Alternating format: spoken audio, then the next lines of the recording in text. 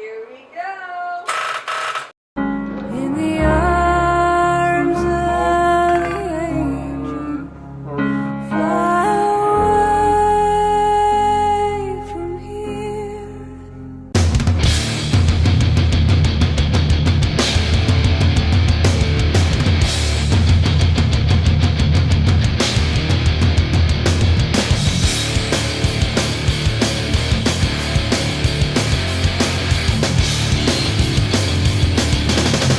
Take two.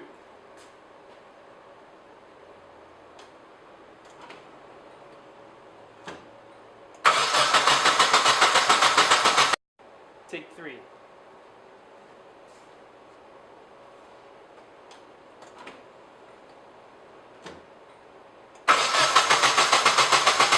I thought that was it.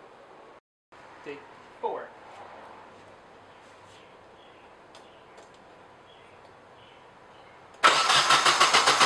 Take five.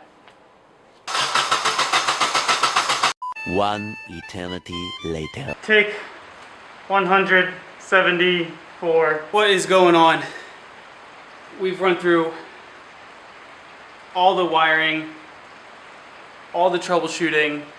I mean, this is maybe several weeks later. And eventually what I found was that the crank angle sensor was shorting out the power circuit for the ECU, and ultimately actually led to damaging the ECU. That main circuit on the circuit board had actually burnt out. Thankfully, our friends at RS Enthalpy were gracious enough to do the repair for me, and I've actually just received the repaired ECU back today.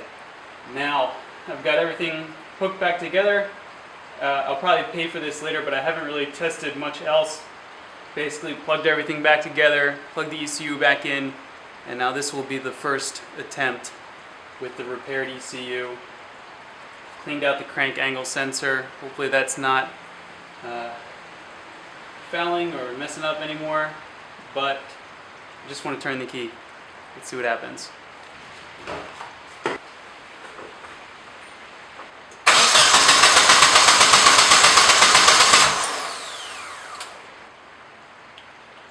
Nope. Hey gang, wanted to capture these thoughts and ideas before I forget about them. So what's going on here? I don't really know, and it's bothering the hell out of me being stumped like this. Usually I can, quickly run through the different scenarios and figure out what the problem is, no sweat. But with this system being just totally backwards to what I'm used to, it is proving to be a little bit more difficult. I don't want to dive into it too much. I've got other stuff going on today, so I haven't tested for spark again. Pretty confident that there's no spark. I sprayed some starter fluid in there, cranked it over a little bit more, nothing, which would definitely point to no spark continually. So last time, before I sent the ECU off for repair, just kind of diving around, testing every different connection.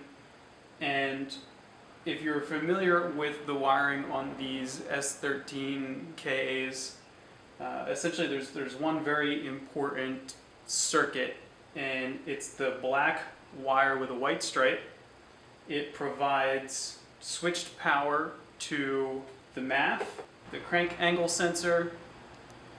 It runs through the ECCS or the EGI relay, basically the ECU relay, and then it runs up into the ECU. That circuit gets power through the relay. Strangely enough, the relay is not activated like a normal relay where it gets switched power and then that closes the loop. This one actually needs switched ground in order to close. So that's fine, I've got that figured out. What I've found though is if I test continuity for that black wire with a white stripe at various connection points, if I test that continuity to the chassis, I come up with, there is continuity but with a high resistance, a high ohms. So what does that mean? what it does is it kind of points to somewhere in the harness that wire is rubbing up against the chassis. It's kind of like either a broken wire or a ground short or something. It's pointing to that. And that's my hypothesis. Unless there's something I'm totally missing, the next step here is to pull this harness out, find that wire, and double check it from head to tail, see where that wire is broken, if it is rubbing up against something, whatever, and investigate that whole thing. If that doesn't work, there are replacement harnesses available. Part of me is tempted to just buy one right now and not go through the entire harness and pull this apart. You know, it's one of those invest the time or just pay the money kind of situations. As you can see, while that was going on, I've started to do some other things. Started to run intercooler piping, got the radiator installed, got these headlight brackets taken care of. So that's just strengthening up the front end here. It gives me something to mount the intercooler to. I have fans for the radiator, so I can go ahead and get those mounted, wired up. There's plenty to do, even without the car running. That's where we're at. That's kind of what I think is stopping us here. Just wanted to talk that through, get that out. Maybe, I don't know if somebody's watching, if they've run into a similar scenario, had that trouble. If you've got any ideas, certainly don't hesitate. But that's that. Another episode here with a non-running 240SX. See you next time.